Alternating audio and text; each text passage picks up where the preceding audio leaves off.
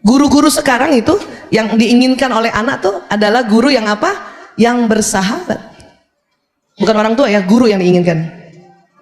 Anak murid sekarang jarang tanya konten belajarnya. Cuman pertama aja. Ya. Pak Guru, ini jalannya fisika percepatan wus ini gimana sih gitu kan? Gurunya jelaskan, tuh kan, aku udah ngomong gitu sama ibu aku. Cuman ibu aku emang so tahu sih Pak Guru. Jadi dia selalu yang dia mau curhat adalah kondisi mentalnya karena perangai kita orang tuanya. Itulah tadi guru sekarang menerima curhat, menerima pertanyaan, bukan pertanyaan konten pelajaran, tetapi apa? Mental health. Nggak boleh juga guru bilang, nggak ada kaitannya dengan pelajaran fisika ini. Nggak bisa. Karena anak ini udah ngerti jalannya, cuman penuh di benaknya karena ibunya ngeyel, caranya nggak kayak gitu. Itu yang nanti membuat ya dia punya otak akal terblokir. Sampai sini bisa paham ya Bu? Yang diminta anak sekarang. Kemudian apa lagi? Gemar berinovasi. Kenapa? Dengan mudah lihat tutorial Bu. Jangan lihat ya, jangankan anak, kita aja gitu. Yang tadinya yang seneng masak cuman berdasarkan resep-resep, sekarang enak banget, nggak usah baca resep, taruh aja ya, matikan, ambil tepung, nyalain lagi ya, tambahkan gula, matikan, enak banget sekarang. Saya dulu waktu COVID yang biasanya anak-anak potong rambutnya di barbershop, ini potong sendiri. Lihat apa? Tutorial. Asik sebetulnya. Jadi ini nih gaya belajarnya di era digital pada anak-anak generasi now ya. Kita ulang ya. Jadi apa yang harus dilakukan? Sikap apa yang harus dilakukan pada anak-anak saat komunikasi? Karena komunikasi ini adalah sesuatu yang unik. Komunikasi ini adalah sesuatu seni bicara. Satu, tapi apa tadi? Tenang. Supaya tenang itu tadi tambah ilmu. Sudah ada ilmu juga kadang di otak kita nih. Sudah ada ilmu ya, tapi terblokir ilmu itu. Sudah ada ilmu terblokir. Kenapa? Ini batang otak tegang. Coba pegang dulu Bu, yang di leher tuh, di dalam itu ada batang otak, itu tegang. Kalau batang otak tegang Bu, ilmu yang ada di depan terblokir sementara. Ibu belajar parenting dimanapun, oleh siapapun, ibu udah kumpulkan, bahkan tiap hari, ibu taklim tiap hari, baca Quran juga tiap hari, ya, itu berkumpul nanti di otak, di prefrontal di sini. Tapi pada saat yang batang otak, yang bagian leher tegang, ya, apa sih manifest tegang? Ngambek dan ngeyel, maka ilmu yang di otak terblokir sementara. Sehingga mungkin ada orang di tangga, ya, ngomongin kita, ih percuma ikut parenting terus. Ya, anaknya nakal dia marah juga. Sebetulnya nggak percuma, karena di akalnya sudah ada isinya. Hanya karena batang otak yang di leher tegang, maka tetap akan ada respon fight or flight, serang atau lari. Itu lagi lah makanya tadi dikatakan tenang. Bagaimana tenang? Tenang itu satu, rubah posisi, dua, olah nafas. Rasulullah SAW ajarkan kalau lagi marah berdiri, kesel berdiri, duduklah Bu dulu. Nggak usah misalnya, aduh apa jalan keluarnya ya, apa jalan keluarnya ya, duduk dulu, rubah posisi, duduk dulu. Olah nafas. Nafas biasa itu sudah membuat tenang, tetapi akan lebih tenang dengan ya zikrullah. Yang mana? Istighfar. Astaghfirullahalazim. Keluar ya. Coba sekarang ibu-ibu teman-teman tarik nafas lewat hidung, buang lewat mulut. Ya, sekarang istighfar ya. Waktu istighfar dibalik, keluarkan karbon dioksidanya dulu. Setelah itu rasakan hidung tarik oksigen secara otomatis. Ayo, astaghfirullahalazim. Langsung ketarik gak oksigen tanpa harus ditarik? Nafas yang kita tarik dengan ya take the breath gitu ya, itu kurang lebih 3 liter. Tapi pada saat kita istighfar dulu mengeluarkan karbon dioksida, nafas yang ditarik yang masuk 5 liter. Lebih banyak mana coba? Ya, maka bersyukur kita umat Islam senantiasa diajarkan teknik-teknik manajemen emosi sejak kita kecil. Oleh apa? Tuntunan ad-dinul Islam. Astagfirullahaladzim. Tapi tolong tambahkan untuk habis istighfar diem dulu. Jadi bukan disambung menyambung. Astagfirullahaladzim, astagfirullahaladzim, astagfirullahaladzim. Nanti nggak sempat oksigen masuk. Itulah makanya kalau ibu istighfarnya kayak gitu, matanya mau keluar. Karena oksigen nggak masuk, karbon dioksida keluar semua, sampai mata-mata mau keluar. Astagfirullahaladzim, astagfirullahaladzim. Ayo tenang dulu. Astagfirullahaladzim. Biar masuk dulu, tenang. Astagfirullah. Berapa kali Bu Aisyah? Wah ini saya bilang tergantung keselnya sama siapa Bu. Kalau Bu Isa kalau sama anak 3 kali istighfar, duduk istighfar udah tenang, ilmu yang ada di sini teringat kembali. Oh memang begitu anak laki-laki, oh memang begitu anak perempuan yang sedang menstruasi, kita kasih tahu 1 kalimat dia jawab 20 kalimat. Oh memang begitu ini, oh itu ingat ilmunya. 3 kali istighfarnya. Tapi kalau menghadapi marahnya sama suami 9 kali. Mana tuh suami ngeselin gitu ya. Astagfirullahaladzim, astagfirullahaladzim, astagfirullahaladzim. 9 kali baru teringat di otak. Oh suamiku jembatan surgaku. Bayangkan 9 kali. Saya nggak tahu bapak-bapak karena saya nggak pernah tanya suami saya, kalau kamu kesel sama siapa saya berapa kali kamu istighfar. Takutnya 13 kali. Lebih lama lagi dan lebih banyak lagi. Ngerti ya Bu? Jadi nggak percuma taklim, nggak percuma belajar. Kenapa? Itu ada masuk di otak. Karena kalau kita nggak belajar, otak yang frontalis itu kosong, ya. Ibu udah tarik nafas berkali-kali, nggak ada ilmunya. Tetap aja ibu marah sama anak laki. Anak laki mau jadi apa kamu? Lah, kata anak laki, bunda aja bingung apalagi aku. Nanya sih, mau jadi apa kamu? Apa itu? Paham Ibu? Itulah pentingnya. Hanya memang batang otak itulah ya sebuah cara Allah untuk mau melihat yang mana hambaku yang apabila dia berada di apapun level emosi dia ingat aku. Karena itu untuk jadi ladang amal. Astagfirullahaladzim. Sampai sini sepakat dulu ya Bu. Jadi apa tadi?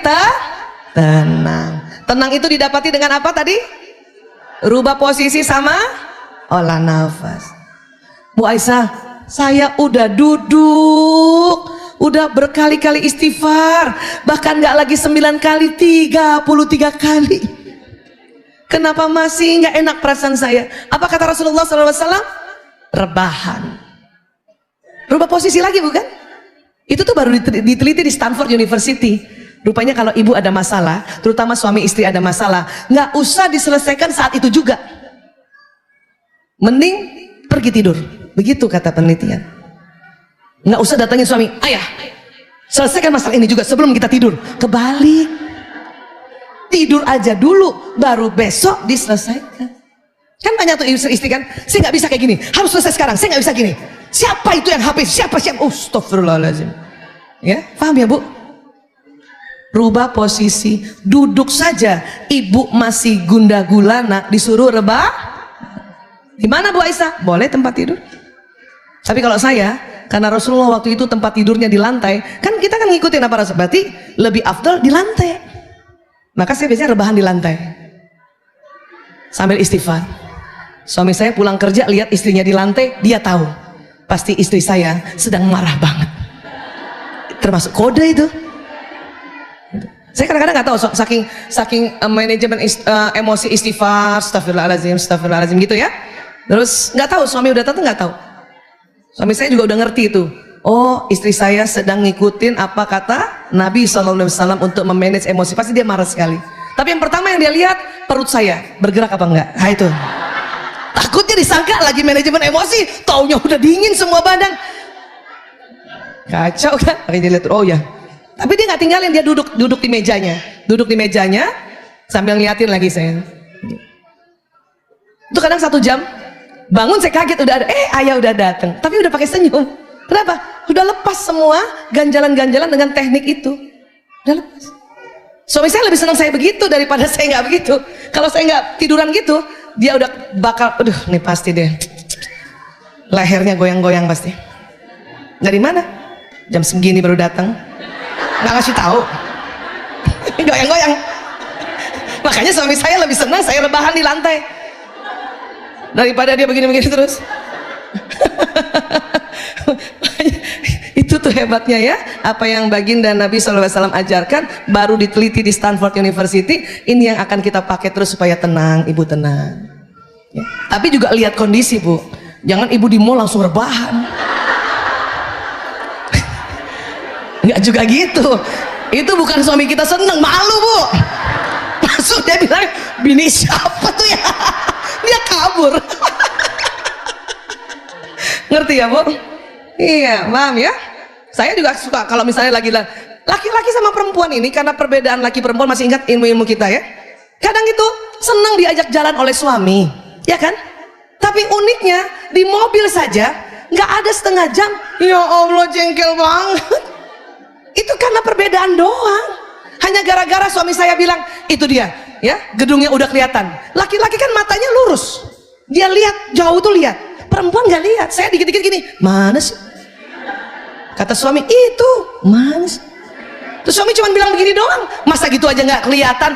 Ya Allah pak, sereset. Makanya perlu teknik. Astagfirullahaladzim, astagfirullahaladzim. Saya itu melihat ya, saya kalau ajak jalan sama suami cuma berdua aja, ya, itu kaca saya selalu berembun. Karena dikit-dikit astagfirullahaladzim, astagfirullahaladzim. Supaya apa? Supaya selama perjalanan itu, misalnya diajak jalan seharian, muka kita ya nggak cemberut seharian. Karena dikit-dikit kita tersinggung, karena cuma perbedaan aja. Suami udah jalan-jalan nyasar 2 kali, istri suka bantu nggak? Apa istri bantu? Minggir ayah, minggir. Pas minggir, buka jendela tanya kan? Mas jalan Dahlia di mana? Kata tukang parkir, lurus bundaran belok kanan. Ayah, lurus bundaran belok kanan. Apa kata suami? Udah tahu. Dalam hati udah tahu nyasar.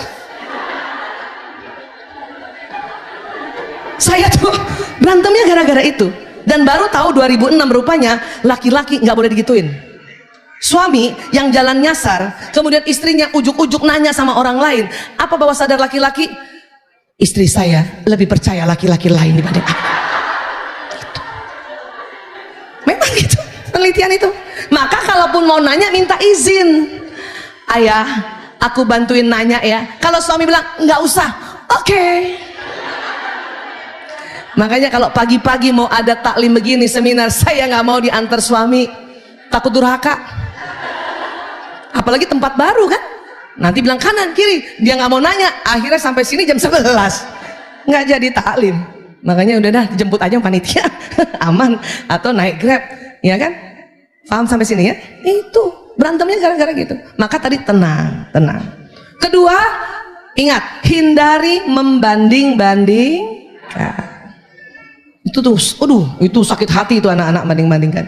Jangankan dibanding-bandingkan, mereka bersaudara kandung saja ada persaingan. Itu ada istilahnya sibling rivalry, persaingan antar saudara kandung. Ibu juga nggak usah malu bahwa anaknya sering bersaing, sering rebutan mainan. Nggak usah malu, emang begitu. Itu latihan kompetisi. Nggak usah malu. Ya. Saya selalu bilang sama diri saya, Aisyah, kamu ajarkan orang parenting, anakmu rebutan. Emang itu sibling rivalry. Hanya bedanya karena sudah belajar, pada saat anak rebutan hanya mainan saja, ini punya aku, punya aku, gitu. Bedanya kalau kita yang sudah belajar tidak cepat-cepat intervensi. Lihatin aja dulu dari jauh dan ingat supaya tenang sambil duduk. Tuh anak lagi berantem di depan kan? Kenapa Bu Esther nggak langsung intervensi saja? Mereka lagi belajar kompetisi. Untuk apa? Di luar rumah lebih banyak kompetisi lagi. Terus gimana untuk intervensi? 2 hal saja. 1, ketika mereka sudah ngomong kata-kata yang kasar. Boleh bersaing tapi nggak kasar. Paham ya Bu? Atau sudah mau memukul. Pegang tangan tapi yang lembut. Nggak usah. patah tangan anak kita bukan gara-gara bersaing, gara-gara ibunya yang tarik. Tambah celaka kan? Boleh bersaing nggak pakai mukul. Latihannya kan gitu. Latihannya kan gitu. Paham ya Bu? Apalagi anak laki-laki. Siapa punya anak laki-laki lebih dari satu? Selamat ibu, selamat. Di otak laki-laki itu otak bersaing memang Bu. Kalau perempuan otak berkumpul. Perempuan, siapa punya anak perempuan lebih dari satu? Lebih sering berkumpul kan? Ya, kakak-kakak kita main yuk, main. Anak laki emang otaknya bersaing. Ya, di sekolah aja kalau anak perempuan ada murid baru perempuan pasti didatengin kan? Kamu dari mana? Nama kamu siapa? Main yuk.